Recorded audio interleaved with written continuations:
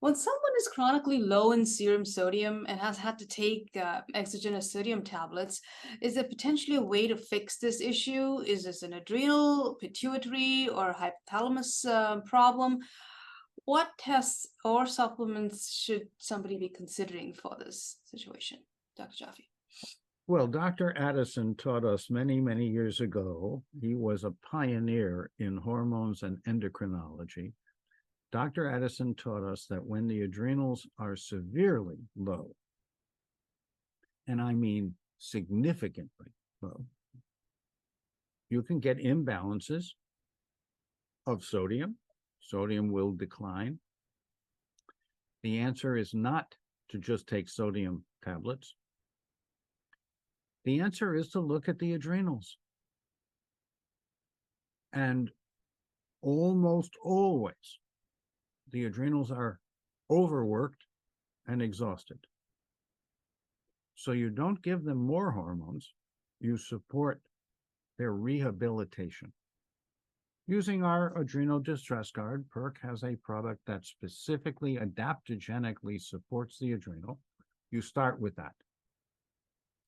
Much of the time, it will be near miraculous. The patient will come back and hug you for giving them their life back.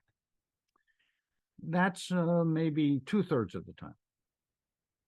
What's the other third?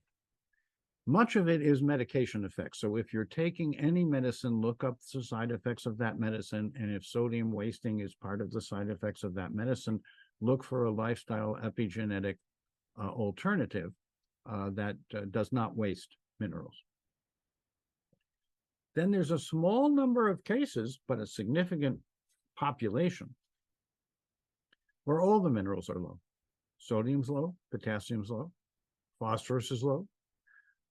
These are people who are severely impaired in their metabolism. They are probably in need of digestive detoxification and metabolic rehabilitation. This will take months, not years, but not days. And if someone rushes in with this kind of problem and needs a solution by Thursday or tomorrow or yesterday, please sit them down and say, this is not a sprint. This is not something that a pill can solve. This is about your lifestyle. You need to eat more whole foods and foods that are compatible with your digestion and immune defense and repair system. You need to be looking at your other predictive biomarkers and self-assessments because they might give you an insight as to why you have fallen into this deep pit or chronic illness.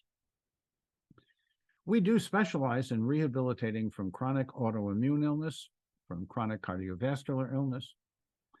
We support healthier metabolism, including in people who happen to have cancer. And we are empiric. We go by results one at a time. So I hope that gives you some insight. Addison's disease, or Addison's, more accurately, syndrome, is very common and responsive to relatively simple. It will be a little bit more than PERQUE adrenal distress guard, but maybe you would start with one and then add a few more like ascorbate and polyphenolics, like magnesium and choline citrate, like EPA and DHA, maybe like sleep guard. So you're dealing with a whole person who's a whole system.